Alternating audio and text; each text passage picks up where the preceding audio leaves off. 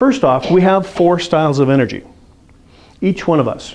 And if you were to think about it, if we were able to pull open your side and it had a clear view screen on it where you could open up and we could check your 4 energy styles, it's like having 4 separate batteries, and they work at different ways.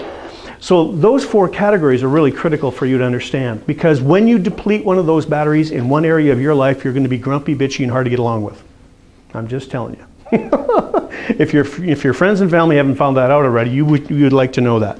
And it drops off really quick. So a good example is the other day I'm working on my computer and I'm watching some TV and I'm just doing a little bit of stuff to finish up, getting close to the end of the day. My wife walks up, she says something to me and I barked at her.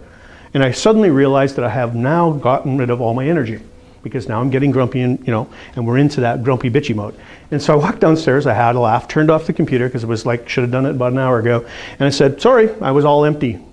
Because when it comes to doing certain types of work, you can run out of energy. So let me give you an idea what those are. First one is you have an ability to find facts. Lawyers, always finding facts.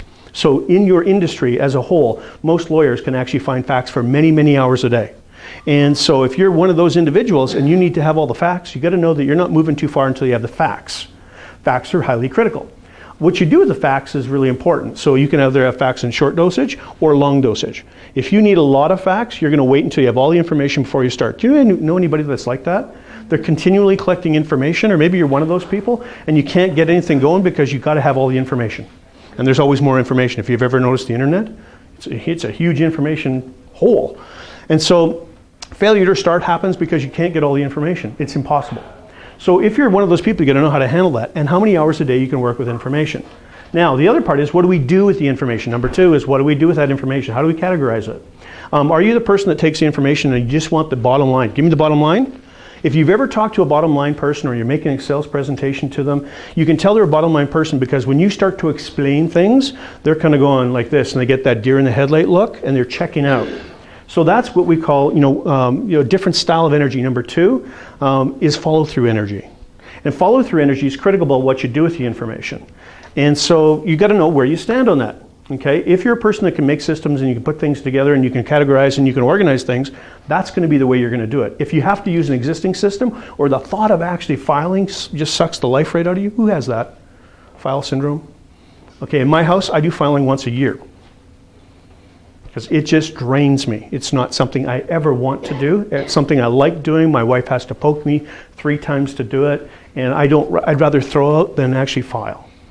It's always been one of my things, but I have very limited energy for it. So on a weekly basis, if I had looked at it, I could probably do 30 minutes total, maybe an hour if I stretched it, when it comes to filing and organizing.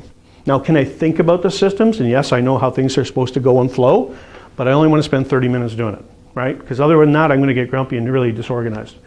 Now, there's another category, number 3, is called quick start, or your ability to handle stresses related to what we call risk. So if you're a kind of person that likes low and steady, okay, got to have everything straight, no problem. If you're a person that likes firefighting, anybody like firefighting? When troubles kick in, you're the guy to call because you'll get it done, right?